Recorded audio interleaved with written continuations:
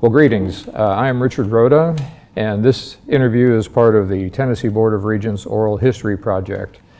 Today is October 3rd, 2018, and I'm very pleased today to be here with David Gregory. And a brief introduction of David. He, a longtime senior member of the Board of Regents staff. He joined the staff in 1998 following a number of years of significant positions in state government, which included Chief of Staff to Governor Ned McWhorter and also Chief of Staff to Lieutenant Governor John Wilder. David also had 3 years of service as Director of Government Relations for Blue Cross Blue Shield, and that was the background he brought into coming to the Board of Regents staff. He served as Vice Chancellor for Administration and Facilities for nearly 20 years. The last year of his service, he was the acting chancellor, and we'll talk about how that came about during our interview. So, David, good to see you. Oh, well, thank you. Glad to be here. Right. So just to jump into this, of the many unique things that you brought to the leadership of the Board of Regents was your background coming from state government.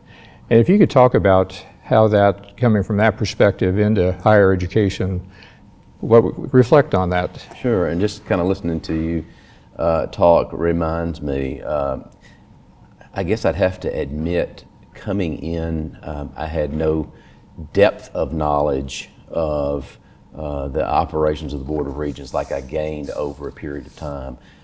Looking at higher ed, both the UT system as well as the TBR system from the outside, had great respect for what they did and what they were able to produce, but really didn't have an intimate knowledge of the intricacies of the workings of either one of the systems that I came to learn going in. So you've made me kind of think back, Rich, about what I knew going in versus what I learned being a part. Right.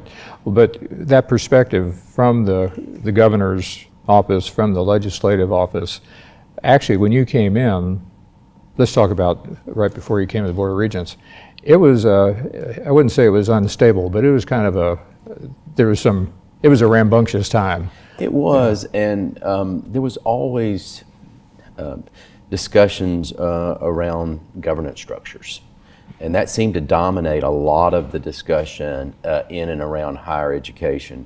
And I remember the discussions being, well, is our structure in Tennessee the right structure to produce the best possible results? And other states have different kinds of structures, and what about that structure? And that actually, as I came into the Board of Regents, Governor Don Sundquist commissioned a blue ribbon task force to look at structure as one of the major things of how higher education was governed in our state. And so it was a bit of an unstable time in terms of how the governance structure was to fit together. Yeah. Governance structure, it's an important thing, but I always felt like it wasn't the most important thing. In some respects, it felt like we were, I don't want to minimize the discussions, but sometimes it felt like to me we were talking about the wrong things. Well, I think that's well said. So also, I mean, to put it in broader context, as you were talking, just the state in general, it was an interesting time because that was going right into the conversation about the state income tax, which is what we'll always think of Governor Sundquist being a part of it, as well as some other things. But I guess where I was going with that, because the other part about the governance issue, the way I kind of remember it, there was a budget issue, a real strong, what the revenue to operate state government was limited. So part of that, be interested in how you recall this. So all the Higher Education Commission, the UT Board, Board of Regents, fairly early in your tenure, we had to come up with these plans on basically how to do more with less. Yeah. And that's not really a growth strategy. It really wasn't. It required a lot of internal review of process, of cost containments. I remember Rich being in, I guess it was the very first Blue Ribbon Task Force meeting, and I felt like everybody sort of had their jaw set. I mean, it was an uncomfortable meeting. I remember that, and everybody was sort of staking out where are we going with this discussion, and what's sort of the end game in it. As it relates to sort of looking at yourself, the Board of Regents system is so large that it really was important to sort of be in a process of looking at yourself. There was never a one-size-fits-all in terms of how the institutions operated. And so I didn't fret the notion of looking at yourself. I did, though, fear kind of the notion of what's this going to look like in as you suggested, a shrinking resources environment. Yeah. So at that time, there have been other conversations about how the Regents system itself matured and how the board had different personalities coming and going and the different chancellors, whatever. But would you, when you started with the system, was your perception it was basically a system dominated by the universities, and then there was the community colleges and the technology centers, or had that changed, or how would you characterize that? So, as it relates to the maturing of the system, I do recall coming in to the system office. Let me talk about that before I talk Sure. about the various sectors, and experiencing what I thought was lack of maturity just in our own functions. Contract processing was one, how we relate to the institutions as to some basic administrative functions. I felt like we still needed some maturity. The Board of Regents system being so vast, I didn't feel like we were doing a great job in bringing our sort of purchasing power to the marketplace. We were still sort of, in some respects, operating more individualistic, and that was always a point of tension between system and individual autonomy. But I felt like that there were things that we could all agree upon that we weren't. How could we go together to buy certain things in a better way? And the board, over time, has made huge positive strides in that. But again, it's kind of sparking my memory. I felt like going in 1998, we were still somewhat immature in our ability to do those kind of things. With respect to the institutions, there was some segmentation between universities, community colleges, and technology centers is what they were called at the time. And there was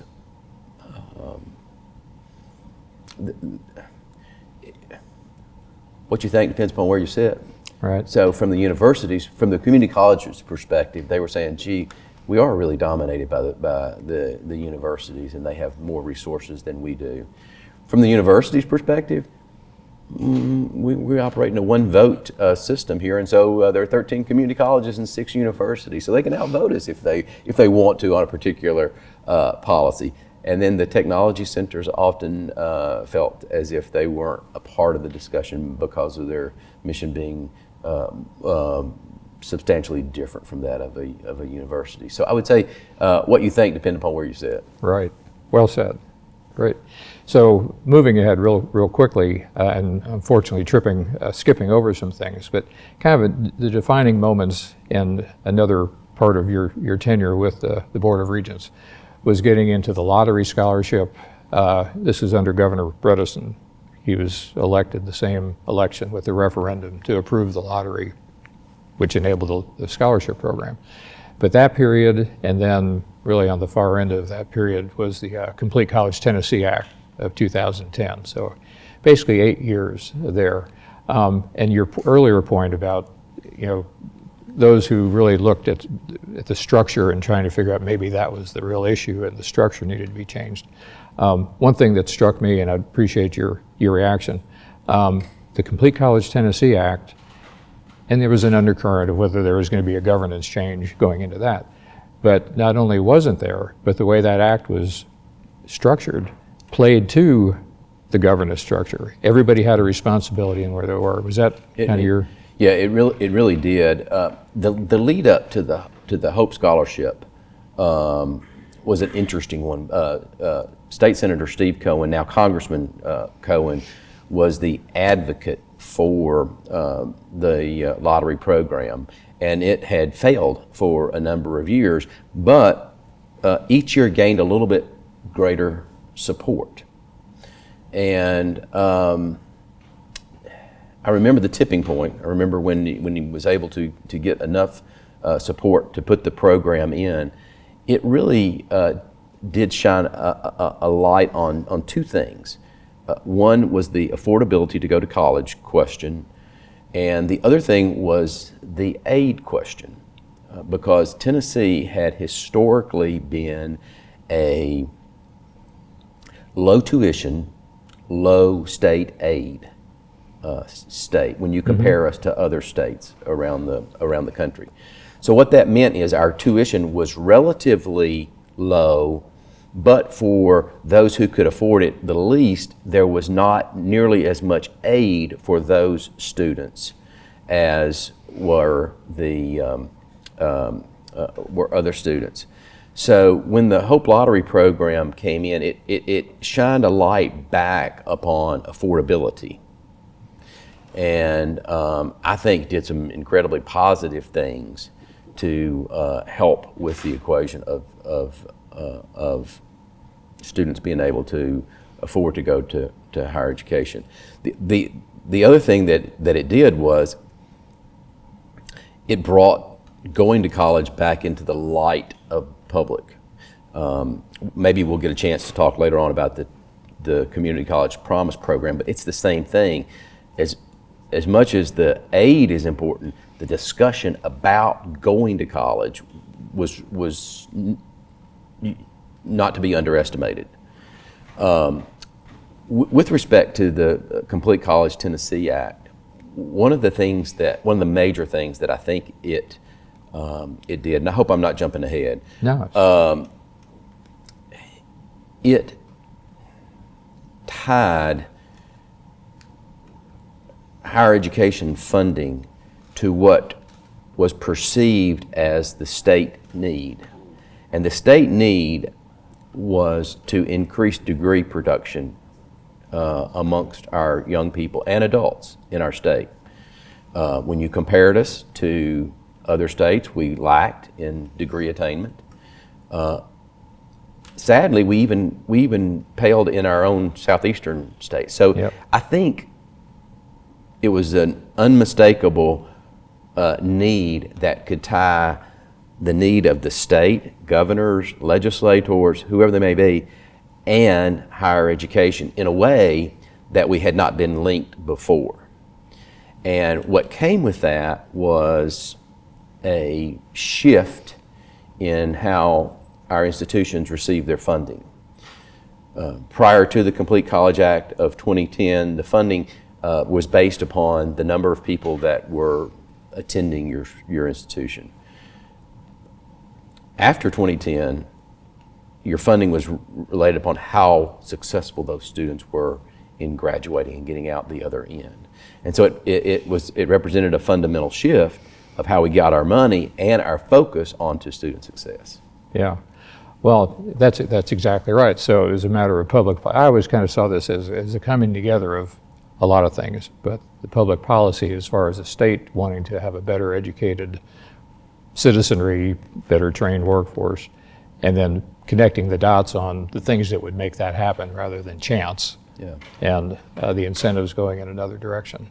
I hope this doesn't sound crass, but it's a little bit honest. Having been in a governor's administration, oftentimes it felt like that higher education was not connected to state needs. So in some of the most private moments, people would say, well, they're doing whatever they want, and we're funding.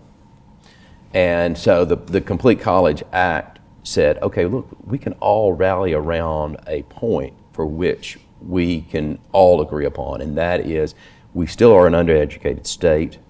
In order for us to do better as a state economically, educationally, rural, urban, east, middle, west, we need more people with a credential, whether that be a credential from a TCAT, community college, or university. And that connectivity of funding to state needs, I think, was critical. Right. I don't know if you would agree with this, but my thought back that special session at the beginning of 2010, the first week was about K-12 reform for Race to the Top. The second week was about higher education, which led to the Complete College Tennessee Act. I thought that second week, that 1 week in January 2010, there was more conversation at the legislative level about by legislators, about their own college experience, about how they fit into, how their view on this. Probably during that 1 week, more conversation than I remember that week 5 years on the year side. And I would agree with you. The other thing that the Complete College Act, I feel like sort of, I'm not going to say fixed once and for all, but helped to solidify is the whole concept of transferability of credits and the ability to move seamlessly from community colleges to universities without students losing credit hours.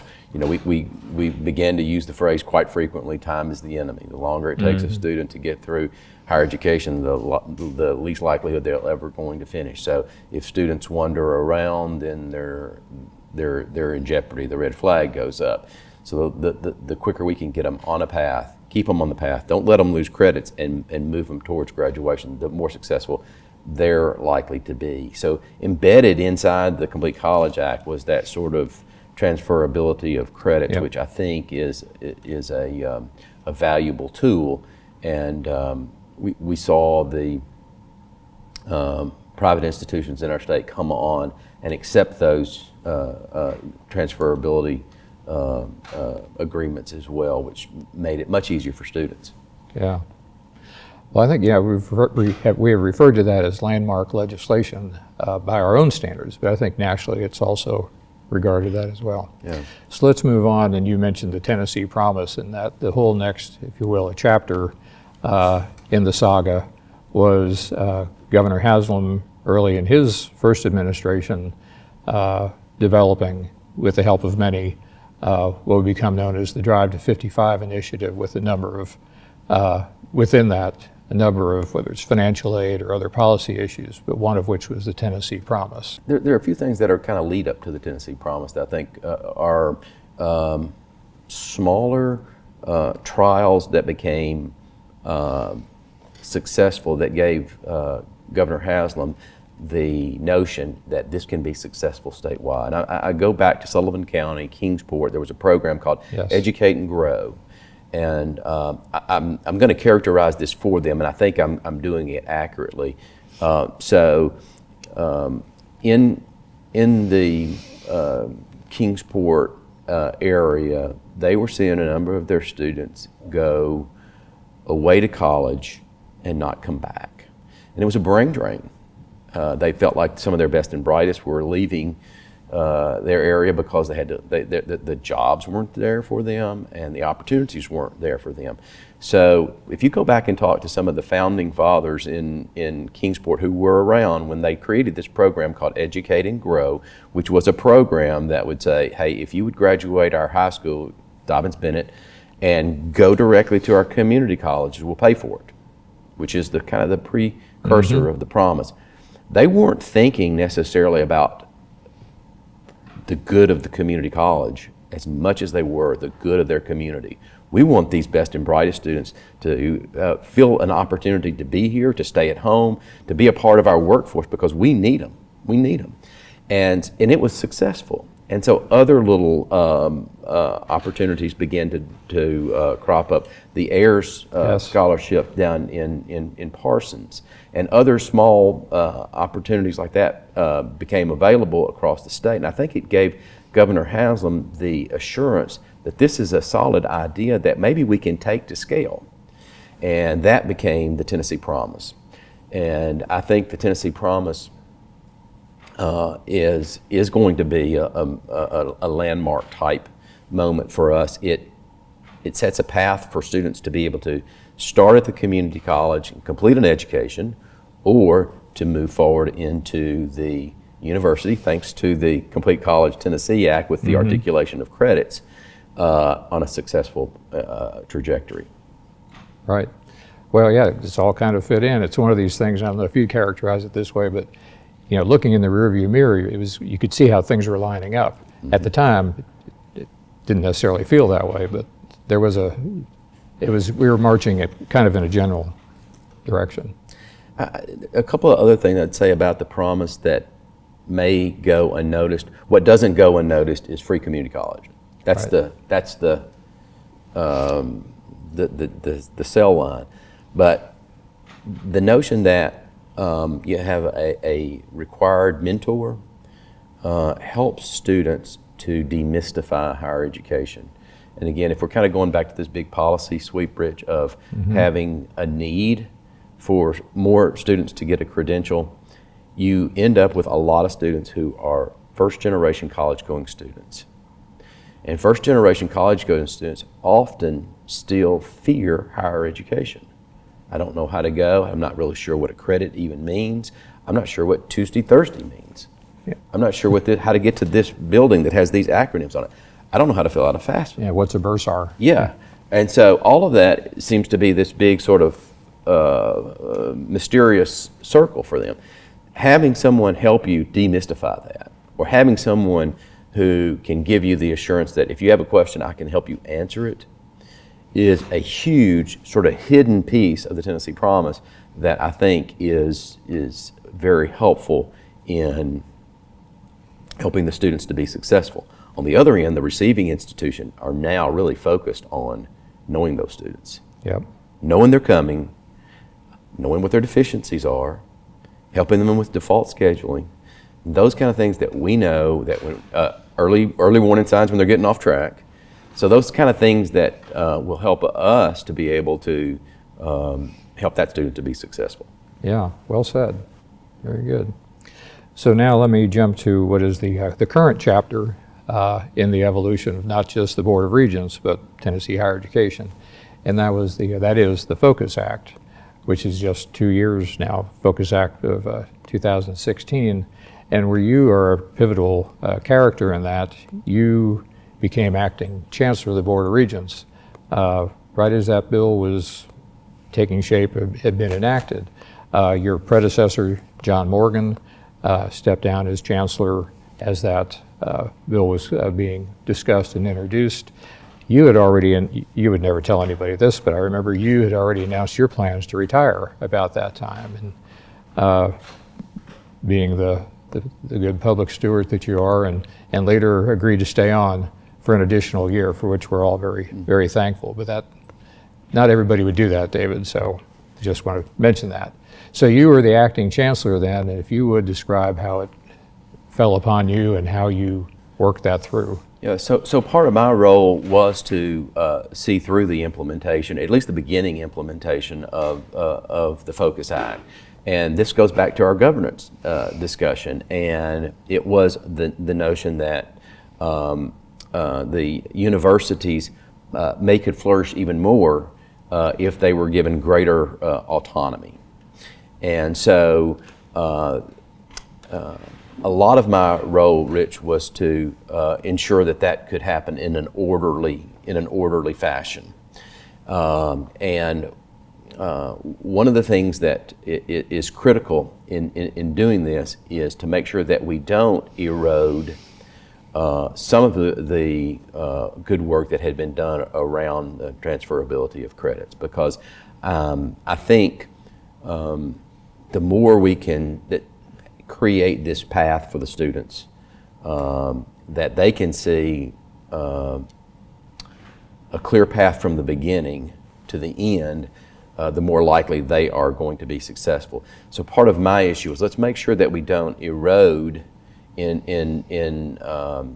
the Focus Act the transferability of credits, and I don't think that we have. And what this gives to the regional institutions is a greater ability to own their own destiny and to feel like that they are moving their institutions forward in a way that fits their regional needs. Right. And what were the conversations like at the time? Because I guess there was a statute, there was legislative intent, there was the governor's intent, but then my sense was a lot depended on the leadership of the Board of Regents to how to do the. Yeah, and I would say we had some internal difficult discussions. We really did, because the way the Focus Act is characterized is that the institutions are still a part of the Board of Regents system, yet with much greater autonomy.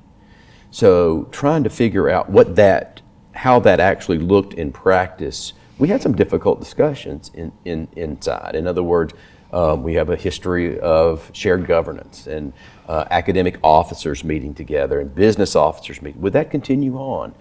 There were fees that were associated. How are those fees going to be divided? So I wouldn't minimize the notion that we had some difficult discussions in terms of what degree of autonomy versus what degree of continued sort of systematic approach would prevail, and that's a thing that is working itself out, and it takes a little bit of time for those to smooth out. Yeah, to your point, Roy Nix has been interviewed for this series and talking about as an early chancellor of the Board of Regents, and it was under a lot of things that were put in place initially were on his watch, and talking about those sub-councils. And on one hand, you'd think, well, it's kind of a bureaucratic approach to something. But on the other hand, it really was a way to make sure, whether it's all the academic officers or all faculty, senate chairs or whatever, at least convened 4 times a year and got to the opportunity to talk about things and have input into system-type decisions. And I don't know whether those will continue. I'll just tell you that that was meaningful dialogue for a lot of people in the system, because in some respects you want to be able to control your own destiny. At the same time, you want to be able to use best practices, and you want to be able to learn from your counterparts. And what you think is new to you has probably been encountered by someone else in the system. So sitting in a sub-council meeting with all of your peers, you learn. You learn both successes and failures, and that I would agree with Chancellor Nix. I think that was a critical part of maturing the Board of Regents system. Just one. This comes from a system person. I would often hear people say, "Well, the board won't let us do this, that, or the other." Well, typically, that was really the decision of the sub-council, which was a jury of their own peers. But we became oftentimes that spot where all good ideas stopped. Right. Oh yeah. And as far as the campuses are concerned, it really is a lot easier to just say, well, that's the board. That's the board. That's the board. Like to help you, but yeah, and I don't know if that'll ever stop. Yeah. Do you have any thoughts about looking forward? Optimism, concerns? I am optimistic that we're on a good trajectory. And again, I would go back to what is sort of less tangible, and that is discussions. So if you see something at your high school counselor that says the Tennessee Promise, or your parent sees something, it spurs a conversation around a need for education that is positive. It's hard for us to measure that, but it's very positive. And so I've served as a mentor since the program began, and I'm seeing students who might not otherwise have chosen to go to higher education to give it a shot. And I think that has to be positive. The other thing, Rich, our data analytics around understanding students, their deficiencies, ways to remediate their deficiencies, how to get them on a path of success, are much greater than when we first started. When I first started, I'm sorry. So we understand what courses are tripping them up. In deficiencies, we used to say you had a math deficiency. So we put you over in a remedial math class. Right. Now we understand you may be very good in all parts of math, but you're tripping up on computations or quality of equations or whatever it might be. And we go in more specific and remediate that problem, get you on the pathway of success and keep you moving. And so I'm optimistic that those sort of analytic tools will be used more and more to understand how we can help students to be successful. Right. Well, and to give credit where credit is due, and I'm glad you mentioned that, sometimes it comes down to an individual who works in teams, but Dr. Tristan Denley was the Vice Chancellor at the Board of Regents there while all this was going on. He had been a provost and professor at Austin Peay. But could you comment on... Tristan was a tremendous mind that brought some of these analytic approaches to understanding students to the forefront in some ways that I think are very meaningful. And some of his work has been recognized both nationally and internationally. But he helped us all to sort of focus in more granularly by using data on where the problems were than probably we ever had before. Again, it was a default to just say, students in reading and math are deficient. We can tell by their ACT scores. Well, that's just not enough in today's world. And Dr. Denley really helped us to kind of focus in on, okay, how do we get at that problem? Right. And I think he was mildly offended, but overall pleased that his work was referred to as the Netflix approach to student advisement and student predictive I want to say analytics. he was recognized as one of the top 10 minds in higher education, maybe during 2016, and well-deserved. Right. So, well, David, this has been an excellent talk. Is there anything that I should have asked you about? Are there any other comments about the Board of Regents as a entity or your experience with the board? This might get a little bit gushing, so I'll try to watch myself. But during my 20 years, I encountered a lot of people who spent a lot of time that were extremely talented, and I'm sure there were other people that I never had the opportunity to meet. But people like Bert Bach, John Cothran, Ellen Weed, people who were in roles at institutions. They didn't get the notoriety of a president, a guy by the name of David Collins at East Tennessee State University, Bob Adams, people who were kind of under the radar. They really helped to build a mature system. Dr. Bach did some work on something at one point in time we called Defining Our Future back under Chancellor Manning, where we came up with a common calendar for the institution. Work like that kind of went unnoticed, that really helped to make the system mature. So where chancellors got to testify in front of governors and legislators, there were a lot of people that were really the brains and the guts and the strength behind the institution, behind the system. Well said, not gushy at all. Yeah. Very well said. All right, well, thank you, David. My pleasure. It's been a pleasure.